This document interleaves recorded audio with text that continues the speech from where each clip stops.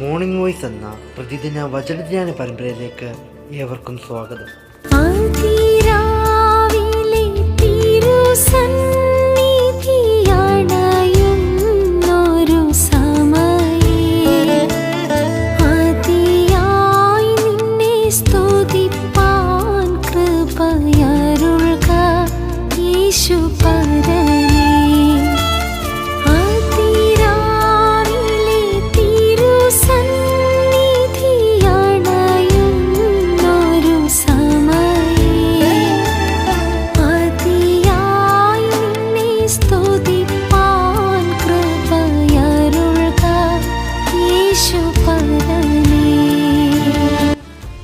ഇന്ന് ദൈവവചനത്തിൽ നിന്ന് കർത്താവിൻ്റെ ദാസൻ ബോബി ചാർലി മൈലപ്ര ധ്യാനചിന്തകൾ പങ്കുവയ്ക്കുന്നു. പ്രാർത്ഥനകൾ ശ്രമിച്ചാലും. ദൈവനാമത്തിന് മഹത്വമുണ്ടാകുമാറാകട്ടെ. ലോകമെമ്പാടുമുള്ള മോർണിംഗ് വോയിസിൻ്റെ മാന്യ സ്നേഹിതർക്ക്, ശ്രോതാക്കൾക്ക് കർത്താവായ യേശുക്രിസ്തുവിൻ്റെ അതിശ്രേഷ്ഠമായ നാമത്തിൽ ഞങ്ങളുടെ സ്നേഹവന്ദനങ്ങൾ ഞങ്ങൾ അറിയിക്കുന്നു. ദൈവം തൻ്റെ കരുണയിൽ തൻ്റെ പുത്രനായ ക്രിസ്തുയേശുവിലൂടെ നാം എല്ലാവരെയും അനുഗ്രഹിക്കുകയും തൻ്റെ ദിവ്യമായ സമാധാനത്തിൽ കാത്തുകൊള്ളുകയും ചെയ്യട്ടെ എന്ന് ഈ പ്രഭാത സമയത്ത് ഞങ്ങൾ ആശംസിക്കുന്നു. ഇന്ന് അല്പസമയത്തെ ധ്യാനത്തിനായിട്ട് നാം ആശ്രയിക്കുന്ന ദൈവവചനം സങ്കീർത്തനങ്ങളുടെ പുസ്തകം 119 അധ്യായം അതിൻ്റെ 18 വാക്യമാണ്. സങ്കീർത്തനങ്ങൾ 119 അതിൻ്റെ 18 വാക്യം. നാം അവിടെ ഇങ്ങനെ വായിക്കുന്നു: നിൻ്റെ ന്യായപ്രമാണത്തിലെ നന്മകളെ കാണേണ്ടതിന് എൻ്റെ കണ്ണുകളെ തുറക്കേണമേ. ഇവിടെ ഈ ദൈവത്തിൻ്റെ ന്യായപ്രമാണത്തിലെ നന്മകളെ കാണേണ്ടതിന് എൻ്റെ കണ്ണുകളെ തുറക്കേണമേ എന്ന് ദൈവത്തോട് ഈ സങ്കീർത്തകൻ പ്രാർത്ഥിക്കുന്ന പ്രാർത്ഥനയാണ്. ഇവിടെ നന്മകൾ എന്ന് ഉള്ളത് ദൈവത്തിൻ്റെ വചനത്തിലെ വാഗ്ദത്തങ്ങൾ എന്ന് നമുക്ക് വായിക്കാവുന്നതാണ്. അവിടെ തിരുത്തിൻ്റെ ആവശ്യമില്ല.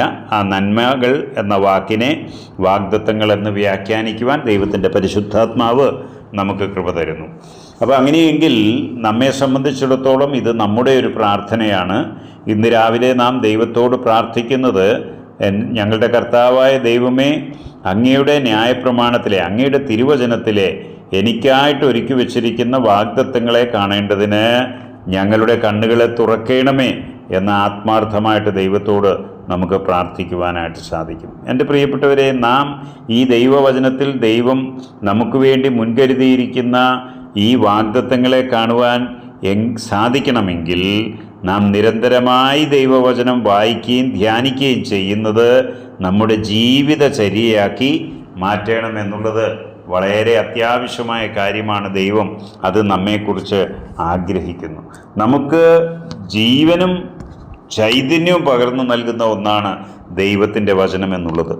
നമ്മുടെ ജീവൻ ആധാരമായിരിക്കുന്നതാണ് ദൈവത്തിൻ്റെ വചനം എന്നുള്ളത്. ദൈവത്തിൻ്റെ വചനം, ഒന്നാമത് ദൈവം നമ്മോട് സംസാരിക്കുന്നതാണ്. രണ്ടാമത് ദൈവവചനം എന്നത് നമ്മുടെ ആത്മനാഥനായ കർത്താവ് തന്നെയാണ് എന്ന് നമുക്ക് വ്യക്തമായിട്ട് തിരുവെഴുത്തിൽ കാണുവാനായിട്ട് സാധിക്കും. തിരുവെഴുത്തുകളിൽ ദൈവം തൻ്റെ മക്കൾക്ക് വേണ്ടി സംഗ്രഹിച്ചിരിക്കുന്ന വാഗ്ദത്തങ്ങൾ അഥവാ നന്മകൾ നാം പ്രാപിക്കേണ്ടതിന് 2-3 കാര്യങ്ങൾ വളരെ അത്യാവശ്യമാണ്. ഒന്നാമത്തെ കാര്യം എന്ന് പറയുന്നത് ദൈവവചനത്തിൻ്റെ നിരന്തരമായ പഠനം, ദൈവവചനത്തിൻ്റെ പാരായണവും അതിന്മേലുള്ള ധ്യാനവുമാണ് വളരെ അത്യാവശ്യമായിരിക്കുന്നത്. ദൈവം നമ്മുടെ സ്വകാര്യ നിമിഷങ്ങളിൽ ദൈവവുമായിട്ട് നാം ദൈവവചനത്തിൻ്റെ ധ്യാനത്തിലൂടെ അടുത്തു ചെല്ലുമ്പോൾ ദൈവം നമ്മുടെ അകത്തെ കണ്ണുകളെ പ്രകാശിപ്പിക്കുകയും ദൈവവചനത്തിലെ അനുഗ്രഹീതമായ നന്മകളെ, നമുക്ക് വേണ്ടി മുൻകരുതിയിരിക്കുന്ന നന്മകളെ ദൈവം നമുക്ക് കാണിച്ചു നൽകുകയും ചെയ്യും. അതാണ് ഒന്നാമത്തെ പടി. രണ്ടാമത്തേത്, ഈ നന്മകളെ നാം സ്വായത്തമാക്കേണ്ടതിന് ദൈവവചനത്തിലും ദൈവത്തിലും ആഴത്തിലുള്ള വിശ്വാസം നമുക്ക് ആവശ്യമാണ്. മൂന്നാമത്, ദൈവത്തിലുള്ള ആശ്രയം, പഴുതുകളില്ലാത്ത ആശ്രയം നമ്മുടെ ജീവിതത്തിൽ നിന്ന് ദൈവം ആഗ്രഹിക്കുന്നു. ഇക്കാര്യങ്ങൾ നമ്മുടെ ജീവിതത്തിൽ ഉണ്ടായി വരികയാണെങ്കിൽ തീർച്ചയായിട്ടും ദൈവത്തിൻ്റെ ന്യായപ്രമാണത്തിലെ നന്മകളെ അഥവാ വാഗ്ദത്തങ്ങളെ കാണുന്നതിനു വേണ്ടി ദൈവം നമ്മുടെ കണ്ണുകളെ തുറന്നു തരും എന്ന് മാത്രമല്ല, ആ വാഗ്ദത്തങ്ങൾ നമ്മുടെ അവകാശമായി തീരുന്നതിന് ദൈവം സഹായിക്കുകയും ചെയ്യും. ഈ പൂർവ്വപിതാക്കന്മാരുടെ അനേക ദൃഷ്ടാന്തങ്ങൾ നമുക്ക് ആ നിലയിൽ കാണുവാനായിട്ട് സാധിക്കും. അവർ ദൈവത്തിൻ്റെ വാഗ്ദത്തങ്ങളെ ദൈവത്തിങ്കിൽ നിന്ന് അരുളപ്പാടുകളായിട്ട് പ്രാപിച്ചു എന്ന് മാത്രമല്ല, ദൈവത്തിലും ദൈവവചനത്തിലുമുള്ള വിശ്വാസത്തോടും ദൈവാശ്രയത്തോടും കൂടെ അവർ ദീർഘക്ഷമയോടുകൂടെ കാത്തിരുന്ന് ദൈവത്തിങ്കിൽ നിന്ന് ആ നന്മകളെ, അനുഗ്രഹങ്ങളെ പ്രാപിച്ചു എന്ന് നമുക്ക് കാണുവാൻ സാധിക്കും. എബ്രായ ലേഖനം 6-ാം അധ്യായത്തിൻ്റെ 12-ാം വാക്യത്തിലേക്ക് വരുമ്പോൾ അവിടെ നാം കാണുന്നു, അങ്ങനെ നിങ്ങൾ ആകാതെ വിശ്വാസത്താലും ദീർഘക്ഷമയാലും വാഗ്ദത്തങ്ങളെ അവകാശമാക്കുന്നവരുടെ അനുകാരികളായിട്ട് തീരും. അങ്ങനെ നിങ്ങൾ മന്ദതയുള്ളവരാകാതെ വിശ്വാസത്താലും ദീർഘക്ഷമയാലും വാഗ്ദത്തങ്ങളെ അവകാശമാക്കുന്നവരുടെ അനുകാരികളായിട്ട് തീരും. ഈ വാക്യം ഇതിന് തൊട്ടു മുകളിലുള്ള വാക്യങ്ങളോട് അനുബന്ധിയായിട്ട് നിൽക്കുന്നു എന്ന് വരികിലും ആ ഭാഗം ചിന്തിക്കാതെ തന്നെ 13-ാം വാക്യത്തിലേക്ക് വരുമ്പോൾ തുടർന്ന് സംസാരിക്കുന്നത് വിശ്വാസികളുടെ പിതാവായ അബ്രഹാമിനെ കുറിച്ചാണ് എന്നുള്ളത് കൊണ്ട് തന്നെ വിവരിക്കുന്ന വചനങ്ങളെ ശ്രദ്ധിക്കുമ്പോൾ അബ്രഹാം തുടങ്ങിയുള്ള പൂർവ്വപിതാക്കന്മാർ ഈ നിലയിൽ, ഏത് നിലയിൽ ദൈവത്തിൻ്റെ വാഗ്ദത്തങ്ങളെ പ്രാപിച്ചു എന്ന് നമുക്ക് കാണിക്കുവാൻ വേണ്ടി ദൈവാത്മാവ് ഇവിടെ പരിശ്രമിക്കുന്നതായിട്ട് നമുക്ക് മനസ്സിലാക്കുവാനായിട്ട് സാധിക്കും. 2 ദൃഷ്ടാന്തങ്ങൾ ഞാൻ നിങ്ങളുടെ ശ്രദ്ധയിലേക്ക് കൊണ്ടുവരട്ടെ. ഒന്ന്, അബ്രഹാം പിതാവ് തന്നെയാണ്. അബ്രഹാം പിതാവിന് ദൈവിക വാഗ്ദത്തം അരുളപ്പാടായിട്ട് ലഭിക്കുന്നത് തിരുവെഴുത്തിൽ നാം കാണുന്നത് തൻ്റെ 75-ാമത്തെ വയസ്സിലാണ് എന്ന് നമുക്ക് മനസ്സിലാക്കുവാനായിട്ട് സാധിക്കും. ഒരുപക്ഷെ ദൈവം അതിനു മുമ്പും അബ്രഹാമിനോട് വ്യക്തിപരമായിട്ട് ഇടപെട്ടിട്ടുണ്ടാകാം, അബ്രഹാമുമായിട്ട് തൻ്റെ വാഗ്ദത്തം പങ്കുവച്ചിട്ടുണ്ടാകാം എന്ന് നമുക്ക് ന്യായമായിട്ടും വിശ്വസിക്കാവുന്നതാണ്. എന്നാൽ 75-ാമത്തെ വയസ്സിൽ ഈ വാഗ്ദത്തം ദൈവം പിന്നെയും അബ്രഹാമിനോട് പുതുക്കുന്നതായിട്ട് കാണുന്നു. എന്നാൽ ഇവിടെ പ്രത്യേകം പ്രസ്താവ്യമായിട്ടുള്ള യാഥാർത്ഥ്യം, അബ്രഹാം പിതാവിന് 75-ാമത്തെ വയസ്സിൽ പുതുക്കി കിട്ടിയ വാഗ്ദത്തത്തെ സുദീർഘമായ 25 സംവത്സരങ്ങൾ കാത്തു നിന്ന് അബ്രഹാം പ്രാപിച്ചു. തൻ്റെ 100-ാമത്തെ വയസ്സിലാണ് വാഗ്ദത്ത സന്തതിയായ ഇസ്ഹാക്കിനെ തൻ്റെ കൈകളിലേക്ക് അവൻ വാങ്ങുന്നത് എന്ന് നമുക്ക് കാണുവാനായിട്ട് സാധിക്കും. അപ്പോൾ അവിടെ അബ്രഹാം പിതാവിൻ്റെ, വിശ്വാസികളുടെ പിതാവായ അബ്രഹാം പിതാവിൻ്റെ ജീവിതത്തിലേക്ക് നോക്കി തീർച്ചയായിട്ടും ഈ എബ്രായ ലേഖനകാരൻ 6-ാം അധ്യായം 12-ാം വാക്യത്തിൽ പറയുകയാണ്, അങ്ങനെ നിങ്ങൾ മന്ദതയുള്ളവരാകാതെ, ഏത് കാര്യത്തിൽ?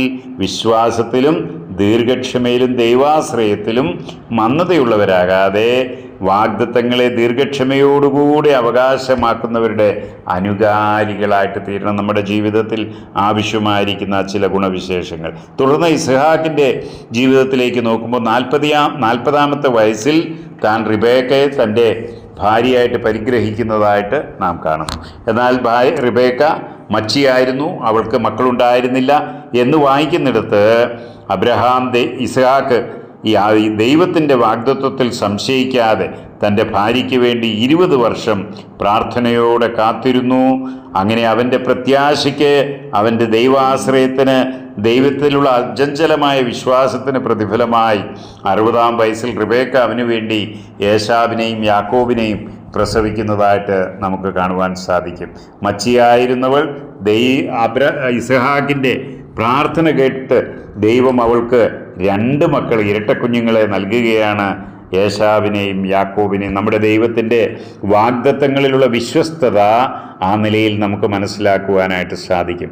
ദൈവവചനത്തിലെ വാഗ്ദത്തങ്ങൾ ദൈവമക്കൾക്ക് വേണ്ടി ദൈവം മുൻകരുതിയതും അവ കണ്ടെത്തി പ്രിയപ്പെടുന്നവർക്ക് അവകാശമായിട്ട് നൽകുന്നതുമാണ് എന്ന് നമ്മുടെ ദൈവവചനത്തിലെ അനേക ദൃഷ്ടാന്തങ്ങളിലൂടെ തെളിയിക്കുവാനും നമുക്ക് മനസ്സിലാക്കുവാനും സാധിക്കും എന്നുള്ളത് യാഥാർത്ഥ്യമാണ്. സങ്കീർത്തനം 84-ാം അധ്യായം അതിൻ്റെ 11-ഉം 12-ഉം വാക്യങ്ങളിലൂടെ നാം സഞ്ചരിക്കുമ്പോൾ അവിടെ നാം കാണുന്നത് ഇങ്ങനെയാണ്: നേരോടെ നടക്കുന്നവർക്ക് അവൻ ഒരു നന്മയും മുടക്കുകയില്ല. സൈന്യങ്ങളുടെ യഹോവേ, നിന്നിൽ ആശ്രയിക്കുന്ന മനുഷ്യൻ ഭാഗ്യവാൻ. നേരോടെ നടക്കുന്നവർ എന്ന് പറയുമ്പോൾ ദൈവവചനം വായിച്ച് ധ്യാനിച്ച് ആ ദൈവവചനത്തിൽ നിന്ന് ലഭിക്കുന്ന ആലോചനയ്ക്കൊത്തവണ്ണം ദൈവത്തിൻ്റെ വഴിയിൽ വിശ്വസ്തയോടുകൂടെ നടക്കുന്നവർക്ക് അവൻ ഒരു നന്മയും മുടക്കുകയില്ല. അർത്ഥാൽ ദൈവവചനത്തിലെ നന്മകളൊന്നും അവന് അപ്രാപ്യമായി തീരുകയില്ല എന്നാണ് നമ്മൾ അവിടെ വായിക്കുന്നത്.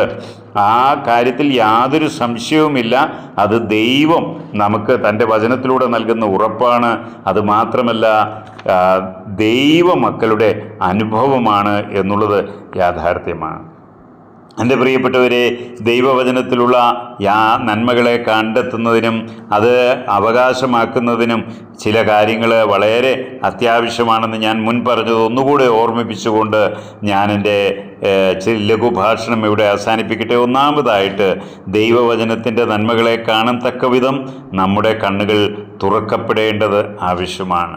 നാം ദൈവവചനത്തിന് നേരെ നമ്മുടെ കണ്ണുകൾ തുറന്നു വെച്ചാൽ നമ്മുടെ കണ്ണുകൾക്ക് കൂടുതൽ തേജസ് നൽകി, പ്രകാശം നൽകി ദൈവവചനത്തിലെ ഗുപ്തനിധികളെ നമുക്ക് കണ്ടെടുക്കുവാനും അതിൻ്റെ നന്മകളെ മനസ്സിലാക്കുവാനും ദൈവം നമ്മെ സഹായിക്കും എന്നുള്ളത് യാഥാർത്ഥ്യമാണ്. രണ്ടാമതായിട്ട്, ദൈവവചനത്തിൽ കണ്ടെത്തുന്ന വാഗ്ദത്തങ്ങളെയും നന്മകളെയും അവകാശമായിട്ട് നാം പ്രാപിച്ചെടുക്കണം എന്നുള്ളതാണ് ദൈവവചനത്തിൽ നിന്ന് നമുക്ക് മനസ്സിലാക്കുവാൻ സാധിക്കുന്നത്. അതിന് അചഞ്ചലമായ ദൈവവിശ്വാസവും പഴുതുകളില്ലാത്ത ദൈവാശ്രയവും നമുക്ക് ആവശ്യമാണ്. ദൈവത്തിലുള്ള ആ അചഞ്ചലമായ വിശ്വാസം, ചലിക്കാത്ത വിശ്വാസം, ഏത് ജീവിത സാഹചര്യങ്ങളിലും ഏത് സംഭവ വികാസങ്ങളിലും പതറിപ്പോകാത്ത സ്ഥായിയായ വിശ്വാസം നമുക്ക് ആവശ്യമാണ്. ദൈവത്തിലുള്ള ആശ്രയവും നമുക്ക് ആവശ്യമാണ്.